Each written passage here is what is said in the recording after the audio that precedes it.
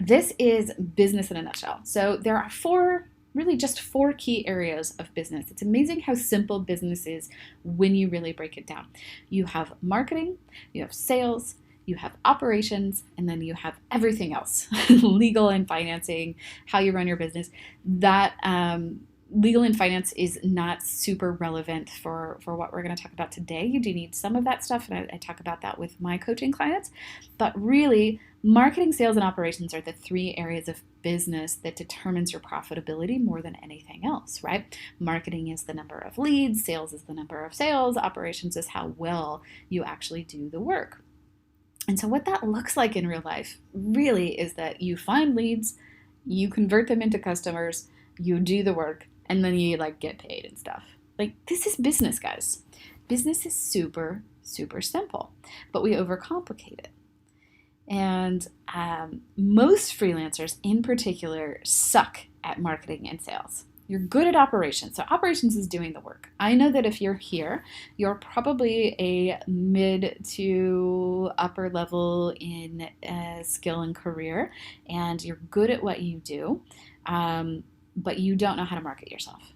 You might know how to market other people really, really well, but most freelancers and most freelancers that are attending my webinars these days suck at marketing and sales. And that's why they're broke. But you're going to be so paid, as I would say, as Biggie would say, you're going to be so paid because I'm going to teach you what you need to do differently here. All right, so if you fix the marketing problem, you can get paid. So let's talk about marketing and sales and what that really is. So market, very simple, is what it sounds like, right? Your market, your target market as a creative person, as a freelancer, is the audience that needs what you have to offer. So you need to know who they are. You need to know who it is that you're serving, and you need to know how to talk to them in their language, in terms that they understand. You need to know what they really need. If you are a designer and you can do websites for small businesses and that's your passion, you need to know what that small business really needs. And it's, excuse me, I'm a little indigestion right now.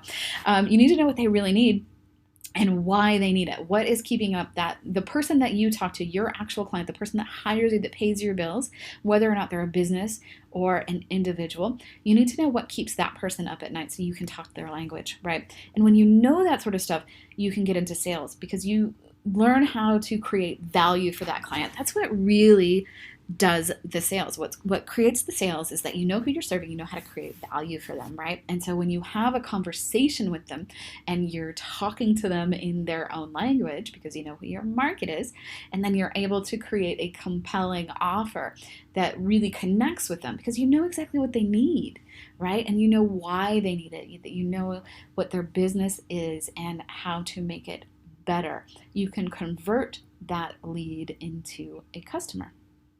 Now, I know a lot of you don't have a marketing background, so we're going to step back for a quick second and talk about what a lead is versus a prospect and a client and a partner. And this is kind of how they fall into the marketing and sales piece, right? You've got your prospects, your leads, your clients, your partners. So this is what this is.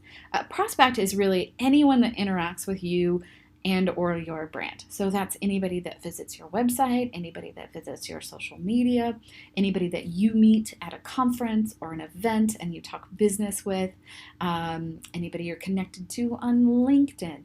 Really anybody that comes into contact with your brand and expresses some modicum of interest. Right? Your mom's probably not a prospect, although she is going to integrate with your brand. She's not actually a member of your target market. Most likely. I don't know, maybe not. Maybe your mom needs to hire you whenever you do. Anyway, your prospect really is anybody that interacts with your brand. It's really broad. This is the top of the funnel, if you've ever heard about funnel. So if you flipped this whole thing on its side and you had prospects at the top and then it would be leads and then clients, it would get really small at the bottom, because you want a lot of prospects in and then you want to convert them into leads. And what a lead is a prospect that has essentially said, I am interested enough in talking to you more. Here is my phone number. Here is my email. I am willing to allow you to make me an offer. I'm willing to have a conversation with you. And that's a lead. And so anytime you collect an email address on your website, anytime somebody books a consultation with you, anytime you exchange a business card with somebody that might need your service, those are leads, right? And then once they hire you, obviously, they're a client. So anybody that hires you or your brand becomes a client. And ultimately, this is something that freelancers miss out on a lot, is the partner piece. If you do a really great job for your clients, if you're really good at what you do and you excel in customer service and you make that client happy, they're ultimately become a partner of yours, and they're going to help you grow your brand and your business by sending in referrals, giving you testimonials, all of that sort of stuff, referring you to other people that can help you, sharing your content. These are people that are going to help you grow the business. And so you want to just kind of repeat this process over and over again. Get in more prospects, more leads, more clients, convert them into partners. So this is, again, what it looks like in the real world. You meet somebody, you get their digits, you get hired, and you get more leads, right? It's super, super simple. In real life, somebody visits your website or you meet them at an event. They fill out a form or they book a consultation. You schedule a call to follow up, or they give you a business card. They hire you, and then they give you a review, or they refer someone. This is business, folks. This is how to run a successful business. The trick is scaling. That's where we struggle, right? It's actually really, really simple. I'm going to go back for just a second. Prospect, lead, client, partner.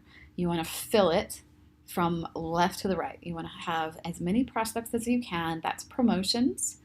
And you want to learn how to convert them into leads. And then you want to convert those leads into clients. That's sales.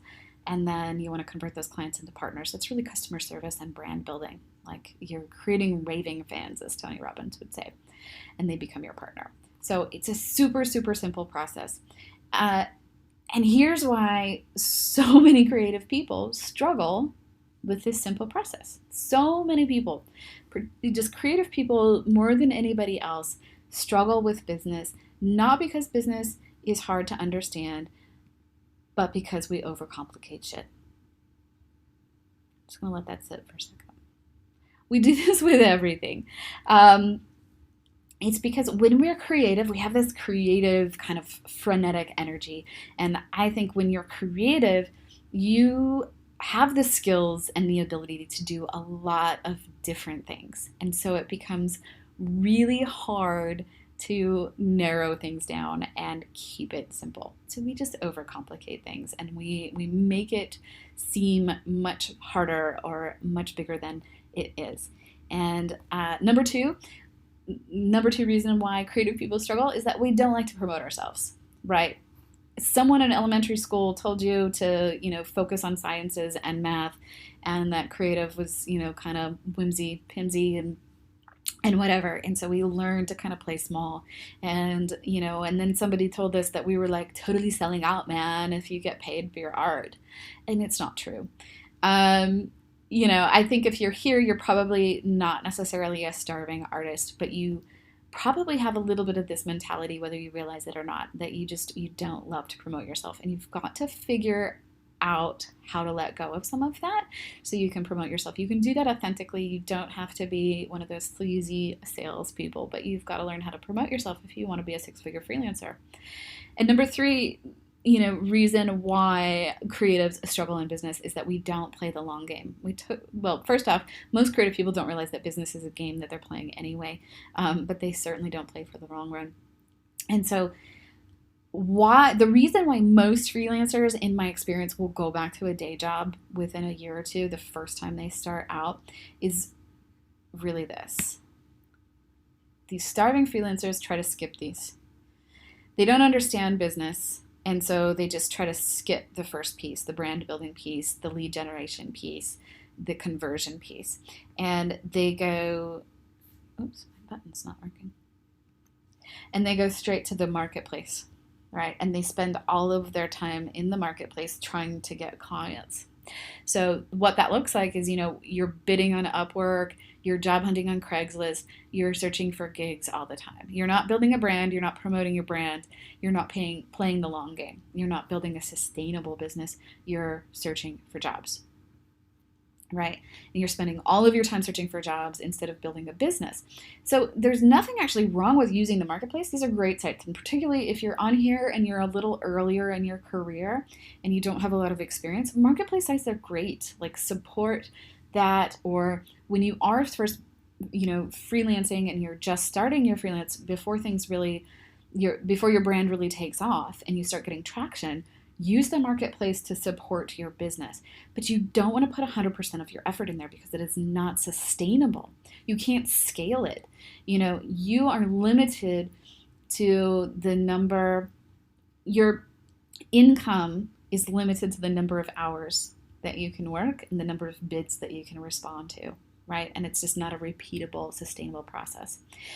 If you want to be a 6-figure freelancer, you need to build a brand and promote your services instead of scaling your skills or applying for jobs. This is like base level mindset stuff that you've got to address.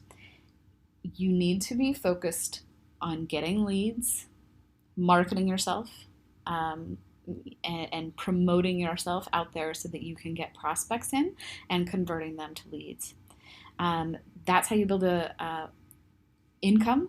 And then what you do is you systemize sales, operations, everything else to increase your profits. So it's kind of like, once you figure out the marketing piece, right, you get those leads in there and you do that a couple of times and you get some sales, you start putting in those processes that save even more time. Like, you put together an automated bid and you use Calendly for scheduling your appointments, and you use Harvest to track your time, that sort of stuff.